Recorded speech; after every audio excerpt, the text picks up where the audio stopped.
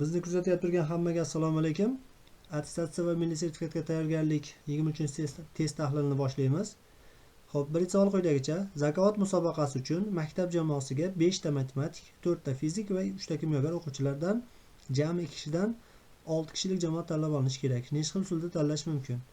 Xo'p, bu ko'rinishdagi masalalar asosan SNK bilan hisoblanadi. Ya'ni S jami 5 ta matematikdan 2 tasini tanlab olish kerak. Ko'paytirilgan S 4 ta fizikdan 2 ta tanlash kerak. Yana ko'paytirilgan S 3 ta kimyogardan 2 kisini tanlab olish kerak. SNK ni hamma yaxshi bilardi. Pastdagi son tepaga faktorial bo'ladi. 5 faktorial. Pastdagidan tepadagini ayiramiz 3 faktorial. Ko'paytirilgan tepadagi son 2 faktorial.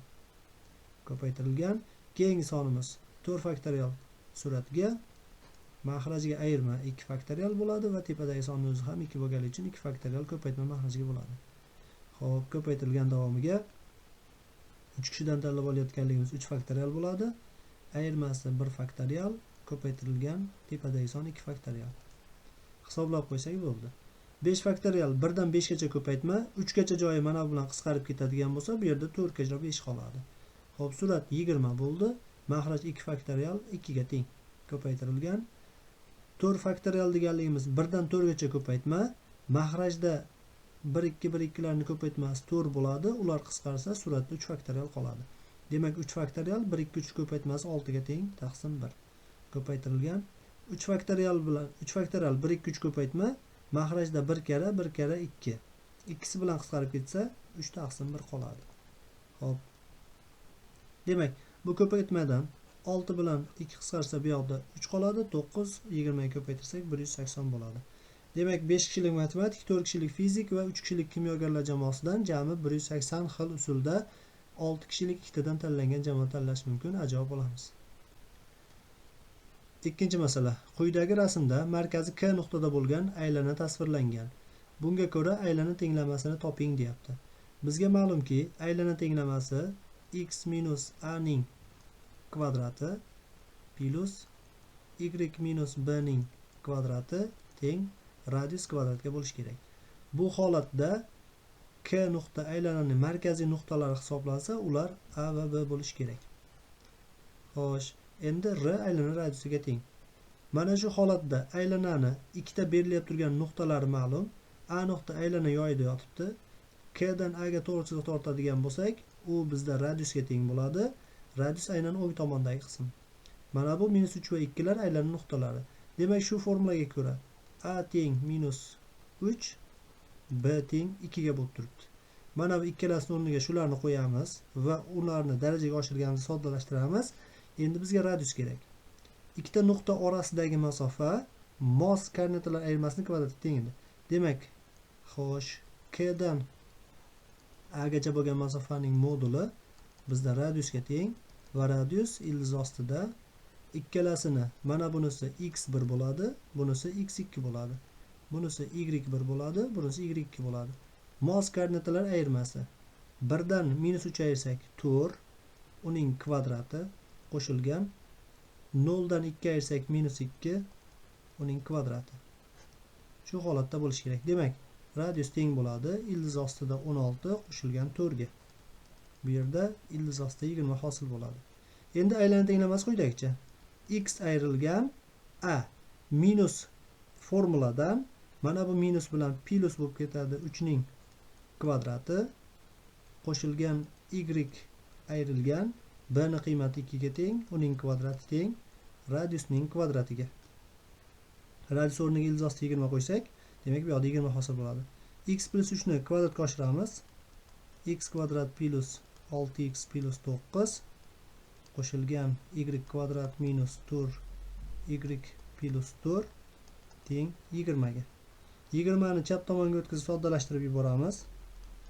X kvadrat qo'shilgan y kvadrat qo'shilgan 6x ayrilgan 4y qo'shuv 9 qo'shuv 4 qo'shuv 13 ayruv 20 keladi teng 0 ga ko'rinishiga. Ayirib qo'yamiz. X kvadrat plus y kvadrat plus 6x minus 4y minus 7 teng 0. Xo'sh, bu holat minus 7 mana bu ikkalasida ekan. Minus 4y bo'lganligi D javob ekan. D javob olamiz. Uchinchi masalamiz trigonometriyadan. Tangens 17, tangens 39 gradus, tangens 43, tangens 77 graduslar ildiz ostida ekan, shuni hisoblang deyapti. Bizda bu ko'rinishdagi masalalar kelganda bularni keltirish orqali bir-biriga moslashtirish juda ham qiyin. Trigonometriyani qulay hisoblash ayni yerlari bor edi. Aynan tangenslar bo'lganligi uchun bitta holat esimizga kelishi kerak. Tangens alfa ko'paytirilgan tangens 60 minus alfa 60 gradus, keyin yana tangens 60 gradus plus alfa esimizga kelishi kerak. Shu narsa tengadi tangens 3 alfaga. Katta ehtimol mana shundan chiqadi, chunki tangenslar ko'paytmas. Bu yerda bunga moslashtirish uchun agar alfani 17 desak, 43 ni 60 minus 17 desak bo'ladi, 77 ni 60 plus 17. Aynan shunga tushadi. Demak, tangens 39 hozircha alohida turib turadi. Mana bunday holatda tangens 39 gradusni o'zini olamizda, qolganlarni guruhlab olamiz. Tangens 17 gradus ko'paytirilgan tangens 43 gradus ko'paytirilgan tangens 77 gradus. Shular barchasi ildiz ostida. Xo'p, endi aynan o'sha mana shu qavs ichidagi qismini mana bu formulaga moslashtiramiz. Ildiz ostida tangens 39 ni qayta yozamiz. Ko'paytirilgan tangens 17 tangens alfa o'rnida kelyapti. Ko'paytirilgan. Xo'sh, tangens 43 ni mana bunga ko'ra tangens 60 gradus minus 17 ga olib kelamiz. Ya'ni mana shu ayirma 43 gradusni beradi. Ko'paytirilgan tangens 77 ni tangens 60 plus 17 gradus qilamiz. Shu yerda katta qavs bekiladi. Ildiz davom ettirdik. Xo'p, endi tangens 39 ni yana qayta yozamiz. Formulaga ko'ra alfa 17 bo'lsa, tangens 60 minus alfa, tangens 60 plus alfalar hosil bo'lganida ular tangens 3 alfani beradi. Ko'paytirilgan tangens 3 kara 17 gradus. Bu deganligi tangens 39 ni ham 90 minus 51 qilaman. Shunda ayirma 39 gradusga teng. Ko'paytirilgan tangens 51 gradus hosil bo'ladi ildiz ostida. Keltirish formulasiga ko'ra tangens 90 minus 51 gradus bo'lganligimiz bu katangensga o'tib qoladi. Birinchi chorakka qaytyapti, musbat bo'ladi. Katangens 51 gradus ko'paytirilgan tangens 51 gradus. Bu ko'rinishdagi holatda tangens va katangens ko'paytmasi radiani tengligida 1 ga teng bo'ladi. Ildiz ostida 1, natija 1 chiqadi. Demak, B javobini olamiz. 4-masala, ikki shahar orasidagi masofa 200 km bo'lsa, 1 ga 5 million masshtabli xaritada bu masofa necha millimetrga teng bo'ladi deyapti. Demak, biz kilometrdan millimetrga o'tishimiz kerak. Xaritaga moslashtirish uchun mana shuni masshtabning mana bu proporsionallik koeffitsiyentiga bo'lib yuboramiz. Demak, dastlab 200 kilometrimiz teng bo'ladi 200 ming metrga. Endi uni bizda shartda millimetrda so'rab turganligi uchun metr millimetrga o'tish uchun yana mingga ko'paytirib yuborish kerak. 200 mingni ortiga yana 3 ta nol qo'yaman. 200 million millimetr bo'ladi. Endi masshtabni proporsionallik koeffitsiyentiga bo'lib yuborsak, bu S haqiqiy masofa bo'lsin. S xaritani masofasi teng bo'ladi. S ni bo'lish kerak. Masshtabning proporsional koeffitsiyenti 5 millionga. Suratga qo'yamiz. 200 million taqsim 5 million. Natijamiz millimetrda chiqadi. Demak, 6 ta nol bilan qisqarib ketsa, 200 ni 5 ga bo'lsak, 40 millimetr bo'lar ekan. D javobini olamiz. 5-masalamiz, funksiya berilyapti, shuning boshlang'ichini toping. Demak, integrallash kerak. Hozir bizga funksiya integrallashga tayyor holatda emas.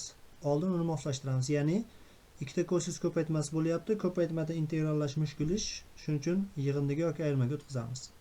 Bu holatda kosinuslarni ko'paytmasi bo'lganda, hop, dastlab integralga tayyorlaymiz. Integral 30 ko'paytirilgan.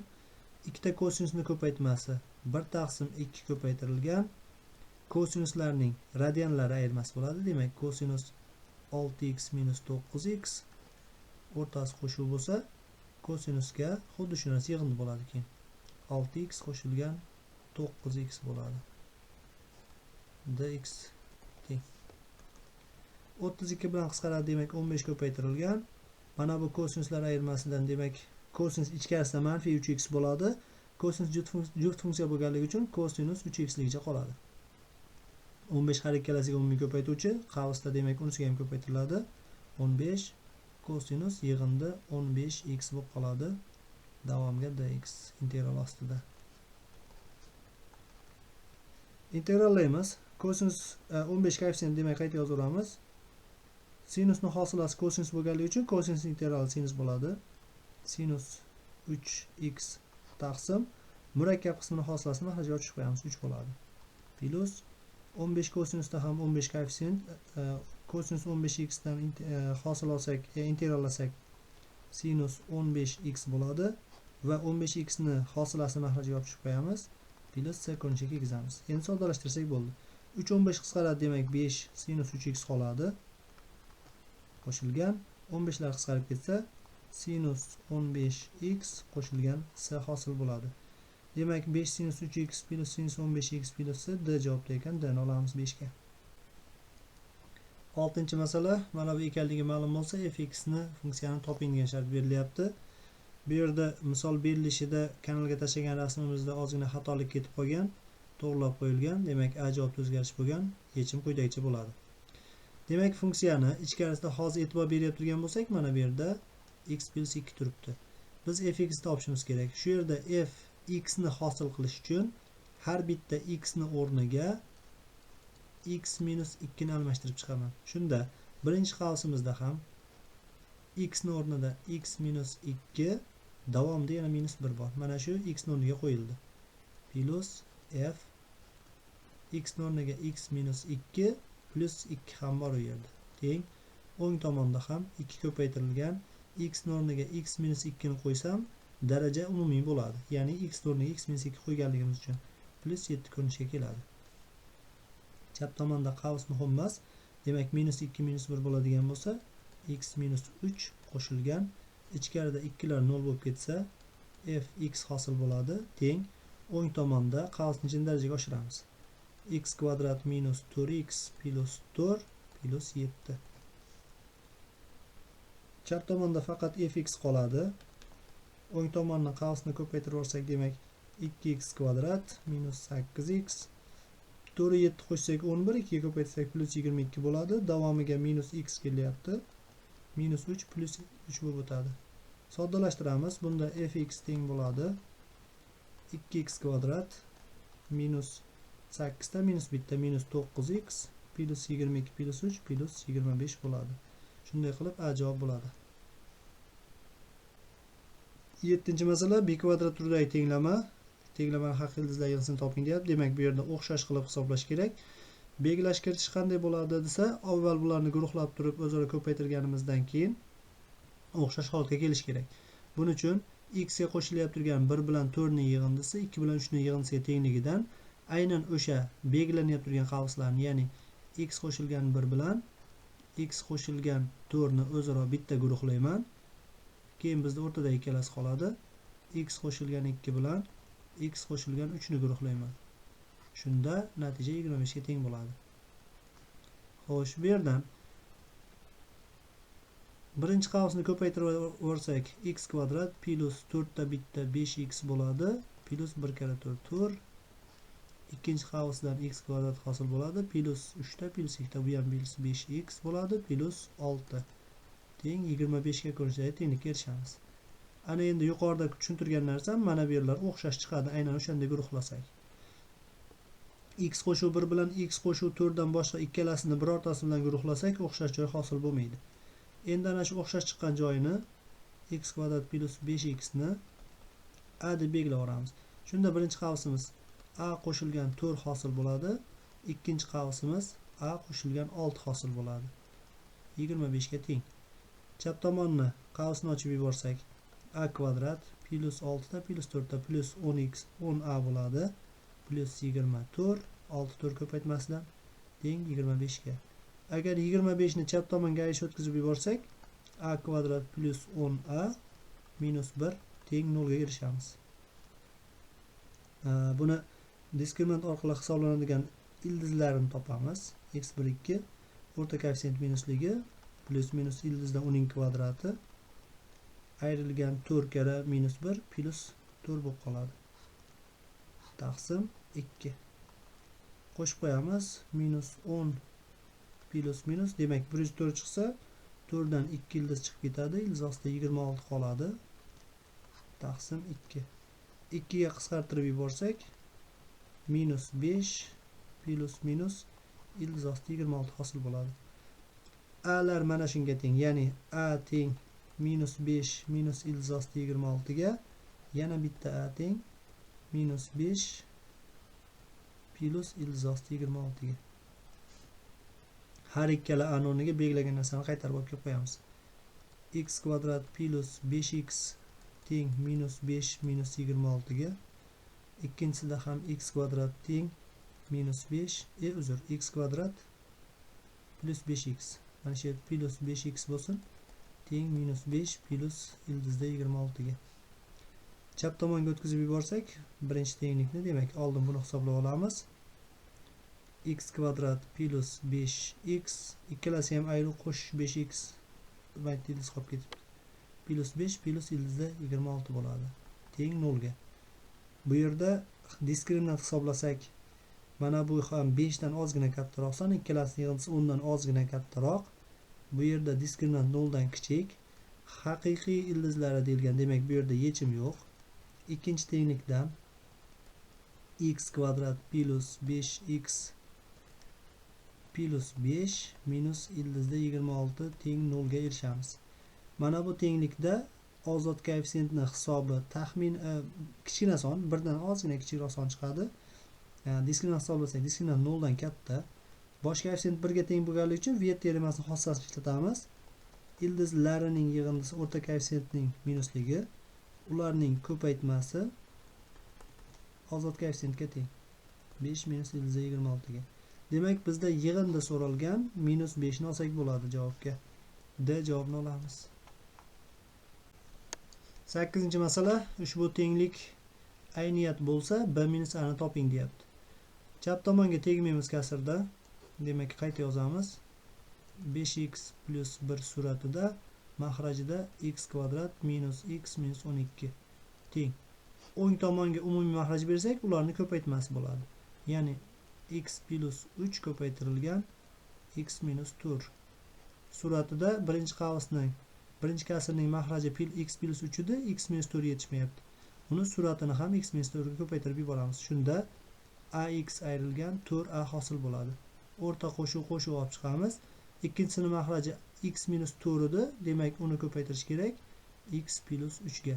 Shunda bx plus 3b hosil bo'ladi.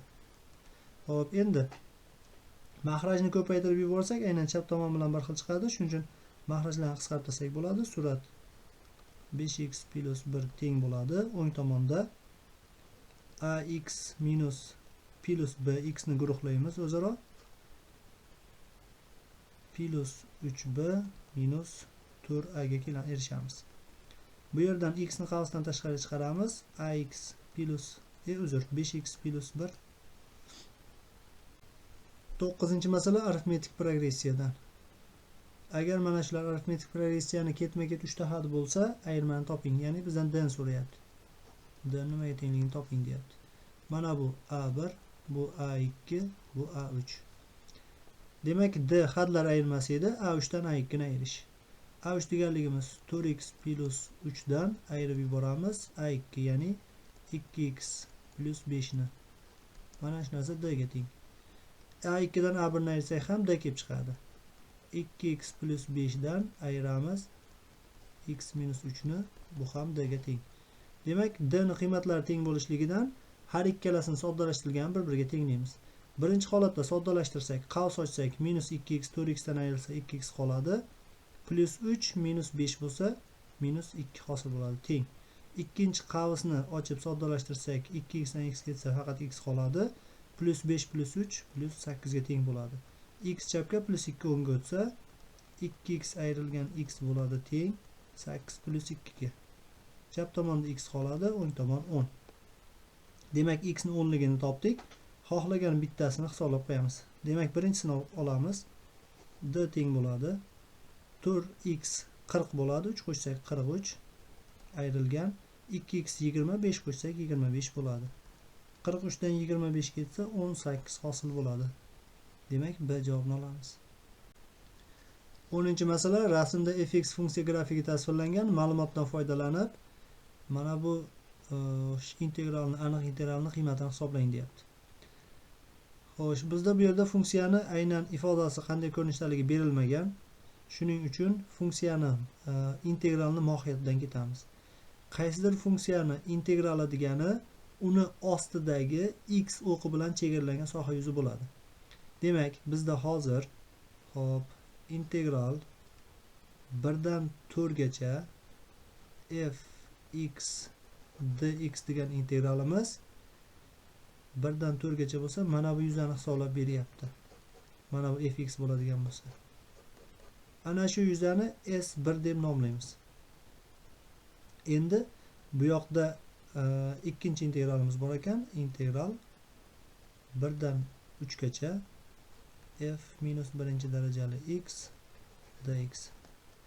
Buni e'tibor beradigan bo'lsak, minus 1 daraja. Minus 1 daraja deganligi teskari funksiya deganligi. Funksiyada teskari funksiya bo'lganda aniqlanish sohasi qiymatlar sohasiga, qiymatlar sohasi aniqlanish sohasiga almashadi. Yana boshqacha aytganda x lar y larga, y lar x larga almashadi. Endi bu deganligi mana shu funksiyadan teskarisidan integral olyap turganimizda funksiya grafikasini y o'qi bilan ma'lum bir chegaradagi hosil qilgan yuzasi bo'ladi. Ya'ni mana bu yuza nazarda tutilyapti endi bu yerda. Bunisini S1 degan bo'lsak, demak mana bu yer S1 bo'lsa, bu S2. S2 mana shunga teng. Endi ikkala yuzani yig'indisini topish uchun bizda funksiyani hossila anaqa ifodasi berilmayapti. Biz grafikada ko'rinib turgan bo'yicha to'g'ri yuzasidan foydalanamiz. Ya'ni to'g'ri mana bu yerda 4 masofada. Ya'ni bu tomonni A, mana bu tomonni B deb nomlaydigan bo'lsak, bizda B 4 ga teng. Bu A tomonni qaraydigan bo'lsak, mana bu masofa 3 ga teng. Demak, A teng 3 ga. Katta to'rtburchak yuzasi 3 karra 4 bo'ladi. S. Xo'p, bitta shtrix qo'yaylik. S shtrix deganimiz mana bu to'rtburchak yuzasi bo'lsin. S shtrix 4 karra 3 bo'lib qoladi. Bu 12 ga teng. Mana bu yerda kichkina soha, ya'ni 1 dan 1 gacha bo'lgan chegaradagi yana bitta kvadratcha bor.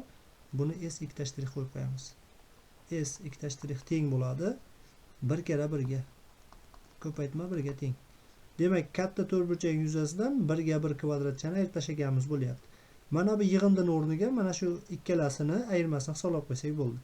Ya'ni bizda hozir berilyapti turgan bo'yicha integral 1 u 4 gacha fx dx qo'shilgan integral 1 dan 3 gacha f minus 1 x dx imiz teng bo'ladi s shtrix ayrilgan s ikkita shtrixga 12 minus 1 11 ga teng.